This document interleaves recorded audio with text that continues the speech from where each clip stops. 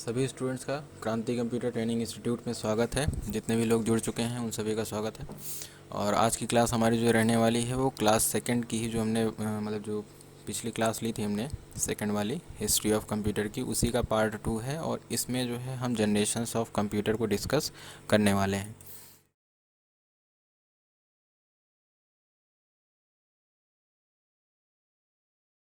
ठीक है, तो चलिए बिना देर किए स्टार्ट कर लेते हैं। तो जनरेशन्स ऑफ कंप्यूटर की जब बात की जाती है तो वहाँ पर कंप्यूटर का आविष्कार 16वीं शताब्दी से शुरू हो गया था, ऐसा माना जाता है। ठीक, 16वीं शताब्दी से आधुनिक कंप्यूटर्स जिनकी हम बात कर रहे हैं वो आधुनिक कंप्यूटर्स की बात चल रही है। आज के आधुनिक कंप्यूटर इसी का परिणाम है। कंप्यूटर के विकास में कंप्यूटर के विकास में तेज़ी से बहुत बदलाव आया है। आधुनिक कंप्यूटर के इतिहास को तकनीकी विकास के अनुरूप कई भागों में बांटा जा सकता है। तकनीकी विकास का मतलब है टेक्नोलॉजी। ठीक है, टेक्नोलॉजी जैसे जैसे आगे आई है, जिस प्रकार की टेक्नोलॉजी इन जनरेशन्स में यूज़ किया गया है, वैसे वैसे इन सभी को अलग अलग जनरेशन में डिवाइड कर दिया गया है। तो वही है, तकनीकी विकास के अनुरूप कई भागों में बांटा जाता है, जिन्हें कंप्यूटर की जनरेशन या पीढ़ी कहा जाता है। इसमें है पहला हमारा मतलब टोटल 5 प्रकार की जनरेशन्स है। First generation of computer, second generation of computer, third generation of computer, fourth generation of computer and fifth generation. ये टोटल 5 जनरेशन्स है हमारे पास। ये उनका टाइम पीरियड सामने लिखा गया है। फर्स्ट जनरेशन है 1945 से 1954, सेकंड है 1955 से 1964, थर्ड है 1965 से 1974 एंड फोर्थ है आपका 1975 से लेकर के अभी तक। और फिफ्थ में जो है प्रेजेंट के जितने कंप्यूटर्स हैं वो, और जो फ्यूचर में आने वाले कंप्यूटर्स हैं वो, उन सभी को रखा गया है।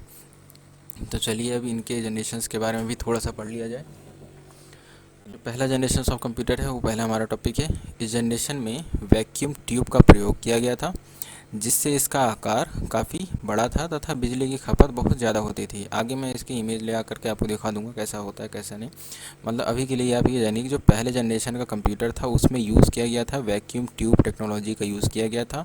और इसके यूज़ की वजह से काफ़ी ज़्यादा मतलब इसके साइज़ था, आप ऐसा बोल सकते हैं 2 से अभी के जो नॉर्मल हमारे कमरे होते हैं उसके हिसाब से आप मान लीजिए दुगने तिगुने जो है कमरे लगते थे इसको बना, मतलब इस कंप्यूटर को इस्टेब्लिश करने में, बनाने में, रखने में। साथ ही साथ ये बिजली की बहुत ज़्यादा खपत होती थी इस जनरेशन के कंप्यूटर में। ठीक, बिजली बहुत ज़्यादा यूज़ करता था। इसमें स्टोरेज डिवाइस के रूप में मैग्नेटिक ड्रम का यूज़ किया गया था। जैसे अभी हम लोग हार्ड डिस्क या फिर एसएसडी मेमोरी कार्ड्स यूज़ करते हैं अभी के टाइम पर, उस टाइम पे मैग्नेटिक ड्रम का यूज़ किया गया था जो सीमित क्षमता में डेटा स्टोर करती थी। और ये कंप्यूटर्स जो है हमारी बाइनरी भाषा मतलब मशीनी भाषा को समझते थे। और अभी भी जो हमारे कंप्यूटर्स हैं वो सभी इसी लैंग्वेज पर काम करती हैं। इसकी जो प्रोसेसिंग स्पीड थी वो 333 माइक्रो सेकेंड हुआ करती, मतलब बहुत धीमी थी। साथ ही साथ इसमें अगर हम कोई चीज़ इनपुट दे रहे हैं, यानी कि कंप्यूटर से, कीबोर्ड से अगर हम कुछ चीज़ें अभी के टाइम पे इनपुट करते हैं तो हमें तुरंत रिजल्ट मिलता है ना। लेकिन उस टाइम पे क्या था, इनपुट भी धीमा था और साथ ही साथ जो हमें उस इनपुट का रिज़ल्ट मिलता था यानी आउटपुट मिलता था वो भी बहुत ज़्यादा धीमा मिलता था। आगे हम इनपुट और आउटपुट के बारे में भी डिस्कस करने वाले हैं। तो ये जो आप देख रहे हैं ये हमारा फर्स्ट जनरेशन के कंप्यूटर का आप एग्जांपल मान सकते हो, क्योंकि यहाँ पर देखेंगे अगर ध्यान से तो कई सारे सर्किट्स यहाँ पर बने हुए हैं, देख रहे हैं ये, तो यही सब है। ठीक है, तो ये बहुत बड़ा हुआ करता था, हीट ज़्यादा जनरेट करता था। यहाँ पर इसके पावर मैनेजमेंट के लिए कुछ चीज़ें लगाई गई हैं। ये पीछे का पूरा सेटअप अलग है, ये अलग अलग प्रकार की ये देख रहे हैं, मतलब ये टोटल आपका एक कंप्यूटर का एग्जांपल है। और जो वैक्यूम ट्यूब्स होते हैं ना वो कुछ ऐसे दिखते थे। ये यहाँ पर कुछ सर्किट्स बनी हुई हैं, जैसे अभी के टाइम में, अभी ज़्यादा दिन नहीं, 4 साल 5 साल पहले आप जाएंगे या फिर उससे पहले जाएंगे तो एक जो हम लोग लाइट यूज़ करते थे ट्यूब जो पीली पीली जलती थी, उस टाइप में है ये कुछ। या फिर अभी के जो सीआरटी मॉनिटर्स होते हैं उनके पीछे कुछ इस तरह का लगा रहता है। तो ये जो है हमारे वैक्यूम ट्यूब्स होते हैं। ठीक है, वैक्यूम ट्यूब जो यहाँ पर डिस्कस किया गया था,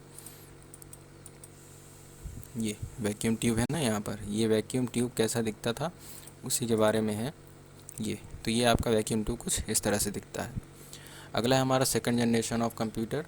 सेकंड जनरेशन ऑफ कंप्यूटर हमारा 1955 से 1964 के बीच में है। और सेकंड जनरेशन के कंप्यूटर में वैक्यूम ट्यूब के स्थान पर ट्रांजिस्टर का प्रयोग किया गया था, जिससे यह कंप्यूटर प्रथम पीढ़ी के कंप्यूटर यानी फर्स्ट जनरेशन के कंप्यूटर से तेज़ गति से कार्य करते थे तथा आकार में छोटे थे। यानी कि जो पहले जनरेशन कंप्यूटर था उसमें वैक्यूम ट्यूब इस्तेमाल किया गया था, और सेकंड जनरेशन में एक टेक्नोलॉजी नई आई थी जिसको ट्रांजिस्टर मतलब टेक्नोलॉजी आ गई थी वैक्यूम ट्यूब के स्थान पर ट्रांजिस्टर का यूज़ किया गया था, ठीक है, जिससे इसके कार्य प्रणाली में मतलब second generation computer first generation के कंप्यूटर के मुकाबले अगर देखा जाए तो आकार में छोटा था, साथ ही साथ तेज़ गति से काम भी करता था और यह ऊर्जा की खपत भी कम करते थे। और इसमें स्टोरेज डिवाइस के रूप में मैग्नेटिक कोर टेक्नोलॉजी का प्रयोग किया गया था। इन कंप्यूटर्स की प्रोसेसिंग स्पीड 10 माइक्रो सेकेंड में होती थी, यानी कि वो कितना था 333 माइक्रो सेकेंड और ये है 10 माइक्रो सेकेंड, ठीक। इस जनरेशन में असेंबली लैंग्वेज का प्रयोग किया गया था। आगे हम जब लैंग्वेज पर आएंगे तब इसके बारे में डिस्कस करेंगे क्या होता है क्या नहीं। इन कंप्यूटर्स का प्रयोग व्यवसाय, इंजीनियरिंग, डिज़ाइन आदि में किया जाता था। अच्छा हाँ, जो पहले जनरेशन कंप्यूटर था उसका यूज़ आप मान सकते हैं कि वो साइंटिफिक फील्ड में यानी वैज्ञानिक लोग ही किया करते थे, पर जो सेकंड जनरेशन का कंप्यूटर आया उसको इंजीनियरिंग पर्पज़ से भी यूज़ किया जाता था। और जो सेकंड जनरेशन का कंप्यूटर है हमारा कुछ इस तरह से दिखता था। और जो ट्रांजिस्टर की बात की गई है ना, ये यहाँ पे देखेंगे MIT कंप्यूटर्स में जो बनाया गया था ये, ठीक है, दिखने में कुछ इस तरह से हैं ट्रांजिस्टर्स। ये अभी के ट्रांजिस्टर्स जो दिखते हैं वो ऐसे दिखते हैं, बट उस टाइम के जो ट्रांजिस्टर थे कुछ वैक्यूम ट्यूब से ही थे, बट थोड़े से अलग थे, ठीक है। ये अगला है हमारा थर्ड जनरेशन ऑफ कंप्यूटर। हम जनरेशन्स को थोड़ा जल्दी कवर करने वाले हैं क्योंकि बहुत ज़्यादा लंबा नहीं लेकर के चलना है, छोटी छोटी चीज़ें हैं, इन चीज़ों को आप नोट्स तैयार करके अपना लिखते चलिएगा, ठीक है। और जो भी डाउट होते हैं आप कमेंट सेक्शन में कमेंट करके पूछ सकते हैं। तो थर्ड जनरेशन के कंप्यूटर जो है 1965 से 1975 तक के बीच में है। थर्ड जनरेशन के कंप्यूटर में ट्रांजिस्टर के स्थान पर इंटीग्रेटेड सर्किट का यूज़ किया गया था, यानी कि वहाँ पर अब सेकंड जनरेशन में ट्रांजिस्टर, पहले जनरेशन में वैक्यूम ट्यूब था, सेकंड में ट्रांजिस्टर आया और अभी थर्ड में ट्रांजिस्टर को हटा करके इंटीग्रेटेड सर्किट का यूज़ कर दिया गया है, जिससे इस जनरेशन के कंप्यूटर की प्रोसेसिंग स्पीड और अधिक बढ़े। प्रोसेसिंग स्पीड मतलब उसके कार्य करने की क्षमता बहुत अधिक हो गई थी। साथ ही साथ इंटीग्रेटेड सर्किट यानी IC के यूज़ से इसके आकार में भी काफ़ी कमी आ गई थी। स्टोरेज डिवाइस के रूप में मैग्नेटिक कोर का ही प्रयोग किया गया था और सेकंड जनरेशन में भी मैग्नेटिक कोर टेक्नोलॉजी का इम्प्लीमेंटेशन स्टार्ट हो गया था, यानी कि ऐसा बोल सकते हैं कि अब इसका यूज़ होने लगा था इस टेक्नोलॉजी का।